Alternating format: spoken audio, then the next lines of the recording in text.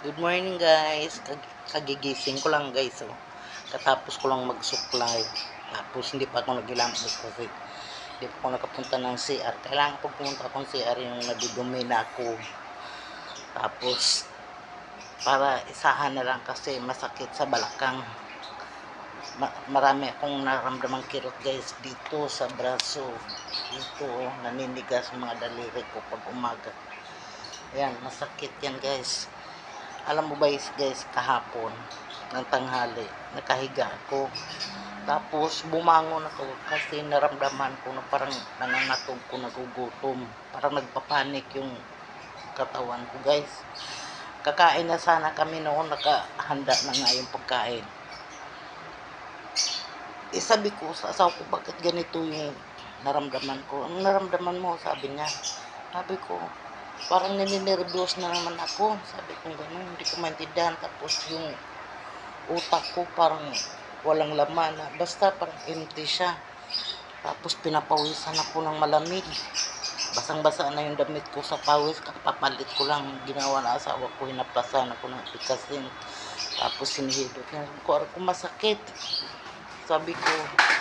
Sabi ko, sa asawa ko, tawagin mo yung si Kara, yung anak namin na second floor, pakuhaan niya ako ng blood sugar. So yung tinawag niya, bumaba. Pagbaba, kinuha ako ng blood sugar.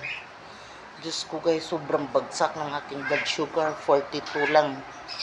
Sabi ni Kara, kaya pala, o hindi pa kasi kumain. Sabi niya, kain naman. Tapos tinawagan niya yung isang anak ko. Sabi niya, bakit yun nga, bumaba ang blood sugar ko. Sabi ng anak ko, nag-uusap pa kami kanina, pero pinapawisan na yun. Sabi gano'n. Sabi niya, pakainin mo ng chocolate. Binigyan ako ng anak ko ng pagjibar, kinain ko. Tapos, sabi niya, pagkatapos kain ni mama, kuhaan mo yan ng blood sugar uli. Tapos yun, kumain ako.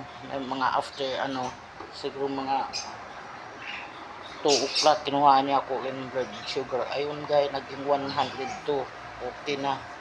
Kaya sabi ng anak ko, mama, wag ka kasi magpagutom kasi pag nagpagutom ka, mababagsak yung blood sugar mo. Kaya ito guys, dapat mamaya pa ako magising kasi sa gabi hindi ako makatulog. Bumalik na naman yung insomnia ko na hindi ako makatulog. Hindi ko nga alam. Hindi na nga ako uminom ng kape para lang makatulog, pero hindi talaga. Sobrang lamig. Pag ganyan, dapat sarap ang tulog. Sa araw, nakahiga ako dito. Hindi naman ako natutulog kasi hindi nga ako makatulog. So, yun guys.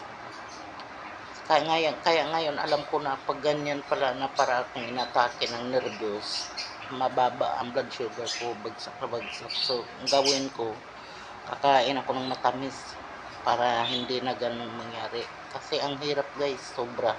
Pati asawa ko nagpapanik. So, yun lang guys.